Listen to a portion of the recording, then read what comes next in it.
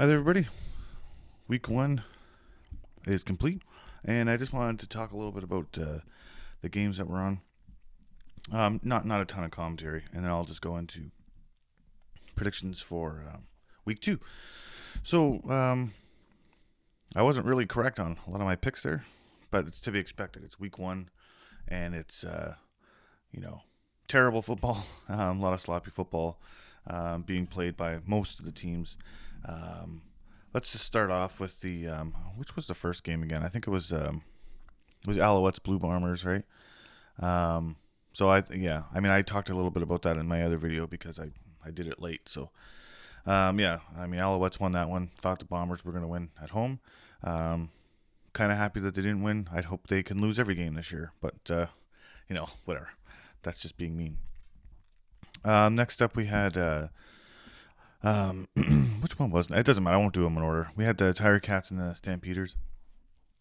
A lot of sloppy play here, especially by the Tiger Cats on offense. Like two drop passes for touchdowns easily. Well, maybe not easily. One of the catches was a little bit tough in the back of the end zone, but still should have been caught.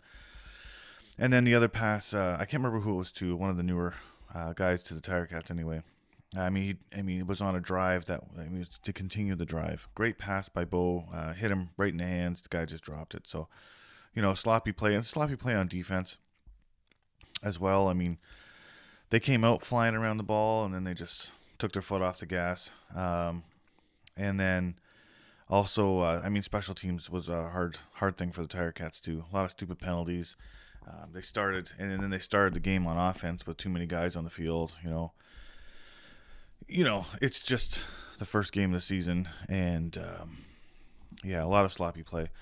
Stampeders played sloppy too, they played a little bit less sloppy. They played a full 60 minutes of sloppy football and ended up winning. So Bo looked great though. One comment: both quarterbacks looked pretty sharp. They had moments where they didn't look sharp, of course, like Bo threw a pick and all that sort of stuff. But I think that for the first game of the season, Bo came out looking sharp. I didn't like that he took a hit.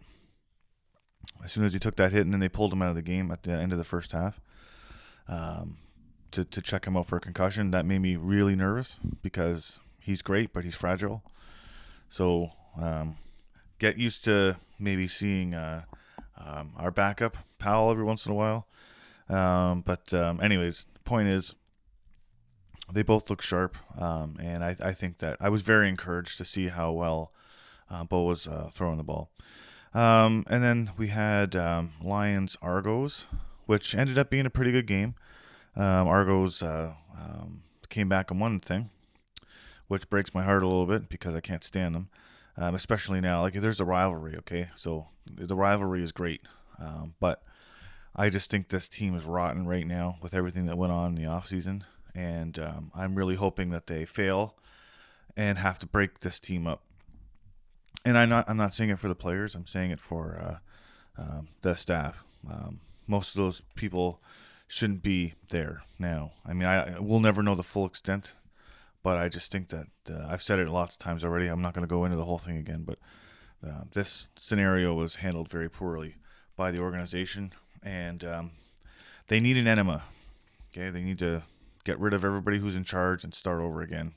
And I hope they fail this year. So that was a good game. Again, first game of the season, there were some rough spots. And then I really didn't get a chance to see a lot of the Elks and the Rough Riders. I watched a bit of it, but again, it's just, it's the first. It ended up being a decent game too, and the Rough Riders won.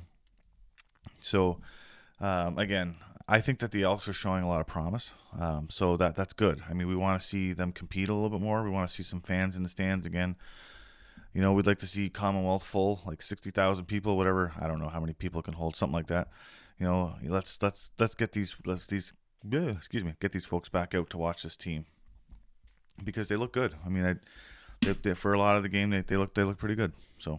I shouldn't say it because I said I didn't watch the whole thing, but the highlights and stuff I saw, they were looking pretty decent for the first game of the season. So I'll go through the scores. I don't think I mentioned all the scores. So Argos won 35 over BC, 35-27. The Elks lost to the Rough Riders 29-21. Stampeders beat Hamilton 32-24, and the Alouettes took it to the Blue Bombers 27-12. So again, I don't have tons of commentary about it. It's super early in the season, but let's move on and talk about the games this week a little bit and see how bad my predictions will be this time. Because really anything can happen this early in the season. All right, so the games this week, week 2 in the CFL. My internet decided not to work for a second, but I am good to go now. So the first game we got on the schedule here is the Blue Bombers and Red Blacks. They're playing at home. Red Blacks are, I mean. I still think they're going to lose. Winnipeg's smarting a little bit from their loss last week. And I don't think that the Red Blacks are going to be able to... their defense, I don't think is going to be able to keep up with Claris. I'd like to be wrong because I want Winnipeg to lose every game this year. Yeah, so they're. I think the Red Blacks are going to win. I'll throw a score out, or sorry, the Blue Bombers. I'll throw a score out this time. I think it's going to be closer than people think. I think that it's going to end up being like 24-17 for the Blue Bombers. I think the score will be. Next up, we got on Friday we have the Alouettes and the Elks. Now they're going to be in Edmonton. But I don't think that's really going to matter much. I think that the Alouettes are going to win that one. I think they're going to win that one a little bit more handily. The Elks did look good. I mean, they're going to score some points, I think. But Montreal's defense, man, they're just picking up where they left off last year. They're really good. I think they're going to force a couple of turnovers. And I don't know. We'll see. I mean, the Elks offense is a little bit better, but, they scored some points last week. Let's call this one for the Alouettes, though. I'm going to call it 31 to, I think their offense is going to be frustrated, the Elks. So I'm going to only give them 14 points. Maybe 15 on a punt that goes into the end zone. So we'll give them 15 points. All right. On Saturday, we have the Stamps and Lions in BC. I think that one's going to be a good game. I think that they're a little bit more evenly matched than they were last year. I'm going to go bold here, and I'm going to say the Stampeders are going to win this one. I know, and I'm saying this for a bit of a psychological thing too. I remember a couple of years ago when Hamilton was like, "Oh yeah, they're gonna win the Grey Cup, no question," blah blah blah, and then they went out 0-4, right? I think that the Lions have a little bit of that psychology working against them because they're not necessarily favored to win, but they're favored to really challenge Winnipeg and for first place in the West. And I think that's in their head. I think they're in their heads right now. And I think they need to go out and win every game. So I think the Stampeders are going to go in there and stun them. And I think it's going to be, I'm going to call it 24-18 for the Stampeders beating the Lions at home. And then the last game is Sunday, the home opener for the Tiger Cats against the Rough Riders. This will be an evenly matched game.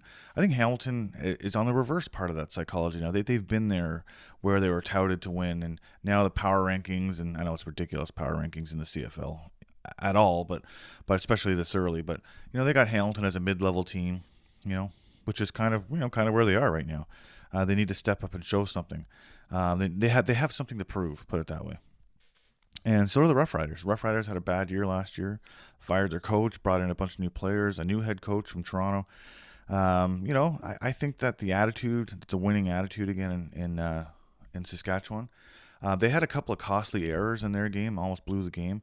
So I think in this game, Hamilton's going to correct some of the errors that they had in the first game. And, I think they're going to win at home. I think they're going to win. I don't think it's going to be super high scoring. Again, we can call it even as low as like 18 to, it'll be close. Like even if it was 18-11, something silly like that, right? Typical CFL score. But I mean, it's tough though. I mean, Hamilton's defense. That's a kind of a. I know it's a low score and it's a big expectation on the Hamilton defense. Just because I'm a Hamilton fan, I'm going to go into this one maybe a little bit deeper than the other ones. But the problem I saw in the game, one of the biggest problems I saw in the first game, and yes, it is only the first game, but that's the old sports cliche. They have a lot of stuff to clean up. The biggest problem I saw with the Tiger Cats in their game is that the defensive line wasn't putting enough pressure on the quarterback. A lot of the good plays that happened in that game came from the secondary. Castatonis coming in and swatting a pass down, etc. So the defensive line, like either the defensive line has to put lots of pressure on the quarterback, or the DBs need to step up and really cover, have cover the receivers man on man better, but also close up those zones. And this is a typical Mark Washington defense where he plays a very open, free flowing kind of thing. But you can't. You either have to have a aggressive defensive line that forces bad throws, or if they can't do that, you need to have a secondary that can keep up with the quarterback. And in that game, really, the Tiger Cats did neither. No pressure, and then he had a Swiss cheese zone defense put on by Washington. And again, I like Mark Washington, but right now, I don't think the Tiger Cats, in the second game of the season, I don't think they have the talent right now, or well, not talent. That's not fair. Experience to run his style of defense. So they gotta switch stuff up, because these early games, as silly as they are, and this goes for all the teams, not just the Tiger Cats. These games can make the difference of making the playoffs or not making the playoffs, especially for a team like Saskatchewan or Edmonton trying to get off the snide, and Hamilton too. Hamilton was touted to win the Grey Cup like 5 years in a row, and they came out and lost it twice and then laid an egg. Like a lot of transition in Hamilton. So, we need to the teams like Hamilton and Ottawa. They have something to prove. They want to get into the playoffs. Montreal has a lot of pressure on them to win, and Toronto has got a horrible situation with their locker room and stuff. So who knows how they're going to be? They're a very talented team. Maybe they can block it out. I hope they can't.